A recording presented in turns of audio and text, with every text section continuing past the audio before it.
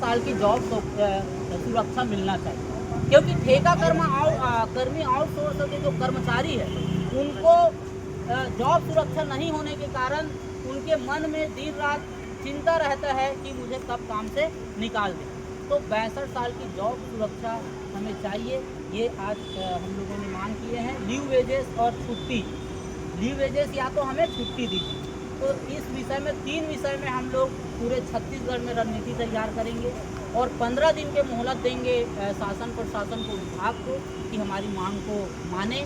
नहीं मानेगा तो पूरे 27,000 कर्मचारी में कम से कम 10,000 कर्मचारी एक जगह हम लोग एकत्रित होंगे और मांग को मांगने का कोशिश करेंगे, लेने का प्रयास करेंगे। उसके बाद भी नहीं मिलेगा तो पूरे छत्तीसगढ़ में 27,000 कर्मचारी जो है विद्युत विभाग ठेका कर्मचारी, वो पूरा काम बंद हड़ताल में हम लोग बैठेंगे